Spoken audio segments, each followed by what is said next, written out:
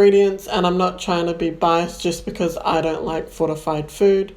Trying to inform and show the reality of these foods, and maybe don't listen to everything you hear and do your own research to make your own decision.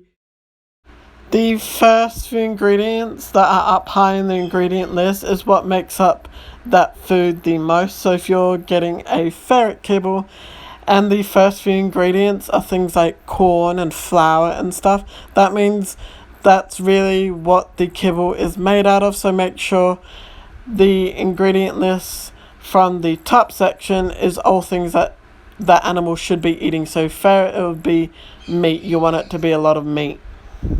Popular rabbit food. This is the Oxbow Essential Adult Rabbit Food. The first ingredient is Timothy grass, which is obviously fine. And then we have soybean, wheat, middlings, soybean meal, cane molasses, sodium, and a bunch of unnecessary and bad ingredients. There's chloride, there's zinc, there's copper. This really shouldn't be in a rabbit pellet. Rabbit pellets are supposed to be a hay-based pellet. It should just be basically hay and maybe some sort of combiner, but they really don't need to add all these silly little ingredients because it's just not good for your rabbits, and I think that's why a lot of people I'm noticing are having a lot of problems.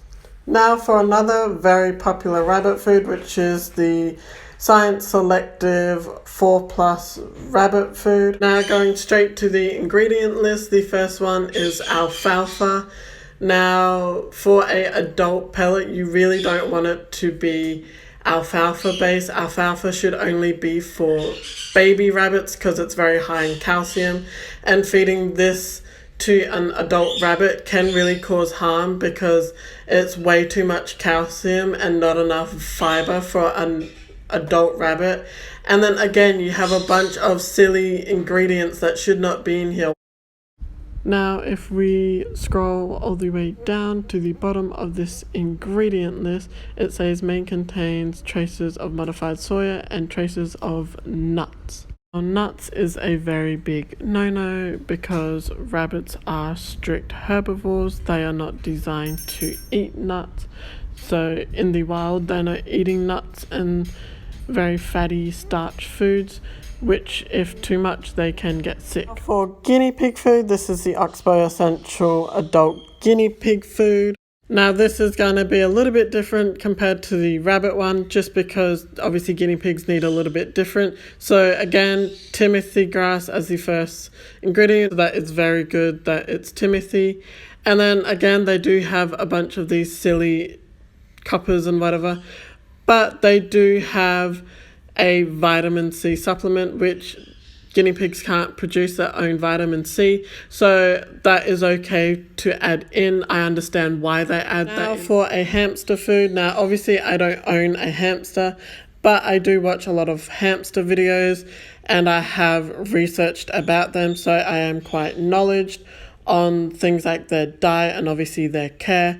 So I couldn't really find a common hamster food that people give that wasn't a seed mix, so I've gone with this one. This is the Living World extrusion pellets. So there's ground corn, soybean, ground wheat, which they're not bad, but they don't really have a lot of nutritional value for a hamster, and since it's the first few, it's kind of bad. A bunch of stuff that really doesn't need to be in here. There is peanuts, which is good. And then again, chlorides, coppers, and things like that. There's a lot of things that I don't even know what they are. Like, what is niacin? And then they have like a bunch of the added vitamins and stuff. To me, it's just silly because it's all fake stuff and it's all chemicals basically. So yeah, not a good food. So now for a rat and mouse food. This is the Missouri rat and mouse diet. This is literally thrown everywhere. Every YouTuber I watch who has these types of animals and even hamsters recommend this food, and it's like the top food you could ever get.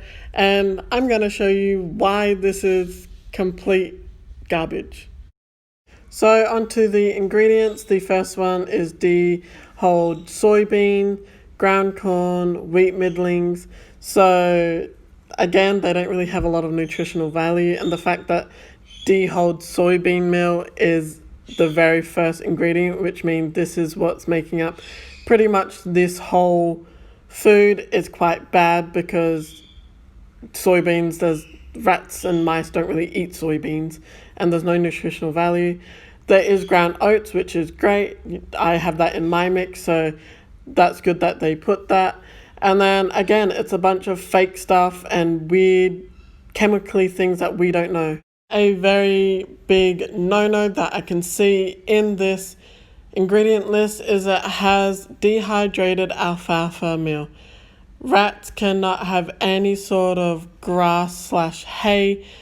Rats don't have the enzymes in their stomach to break down the fibers in hay, meaning when ingesting this, it's just going to cause a blockage in the intestines, which could potentially kill your rat.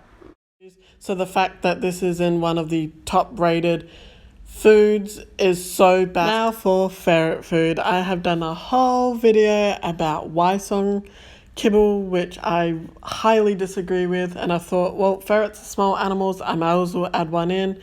And this is again something that is up there with the Wisong food. A lot of people compare this to the Wisong food and say it's really good. But here is a reason why you should avoid this at all cost. Looking at the ingredient list, there's chicken meal and wheat flour, which is the second ingredient, meaning this kibble is mainly just made out of flour, which obviously ferrets should not be eating. There's chicken fat, which is okay. Potato protein. Potato is a really bad food to give to a ferret, not only because they're obligate carnivores, but because potato is very high in starch. Another thing to mention about the potato protein is it's a protein. So a lot of companies will add things like potato and other ingredients as a source of protein. So just because the kibble says it's 40% protein, it doesn't mean meat protein.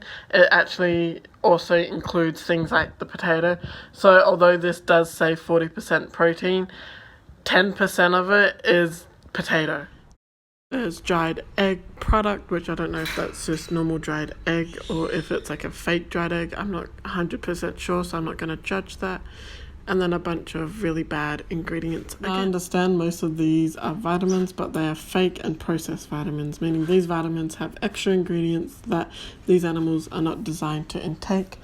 And we should be feeding all natural food, even if it's kibble. Now, would you want to feed your animals plastic? Because that's basically what this is. It's just all fake and is not good.